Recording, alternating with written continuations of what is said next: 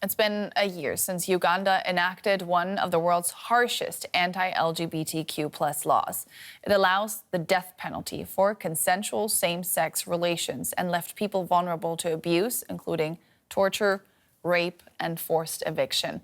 Some Ugandans have fled the country in response. Edith Kimani reports from neighboring Kenya that these refugees are struggling to survive on the other side of the border. Sula Maweje is a Ugandan who's been living in Kenya since 2016. He was forced to leave his home because he's queer. Life in Kampala proved unbearable for him after the country's parliament passed a law that increased the penalties for some forms of consensual same-sex acts. Even his family turned on him. I was brutally beaten by the mobilization, or by my uncle mobilizing people, of saying I'm a disgrace. I remember I woke up on a hospital bed, and from there I was like, Uganda is not home and it's not safe. Since relocating to Kenya, Sula has made a life for himself here. He works with an organization that helps create safe spaces for other displaced LGBTQ persons in the country. Currently, 9 people, most of them from Uganda, live in the safe house with him. Sula tells me Kenya is their only home now, a reality that's still difficult to accept even after 8 years. No, Uganda is not home.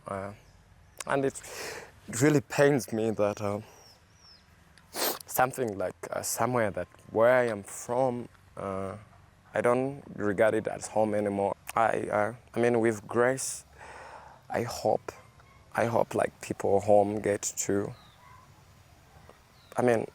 everyone gets to feel safe home. Yeah. Despite feeling more comfortable here, Sula and his friends still have to fear for their lives.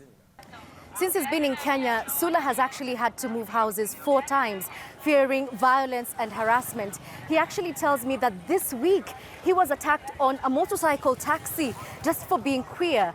Now, Kenya, like Uganda, also criminalizes homosexuality, but Sula says he feels much safer here. I would be conscious of using the word safe. Kimani is a lawyer working with the queer community. If you feel that your life is at risk, you run to where you think you're safe, but there is no conviction or guarantee of safety. But the minute you step on Kenyan soil, you're still governed by the law, the sodomy clause in our penal code. You're still governed by the same policemen and the same communities that harbor and internalize fear and hatred for homosexuals. At the safe house, Champagne, the latest arrival, agrees to speak to us. The transgender woman finally made it to Kenya through support from a donor. She tells me a lot of her queer friends are still experiencing abuse in Uganda, abuse similar to what she suffered at the hands of her family. Even my mother told me, even though they arrest you, you're going direct to prison, you're going to die, they're going to kill you from there.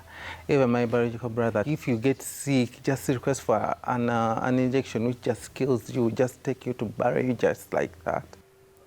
Eventually, Champagne hopes to move to a country that does not criminalize sexuality or sexual orientation. For now, though, she remains under the care of Sula, who says he is committed to working in Kenya for the displaced in his community.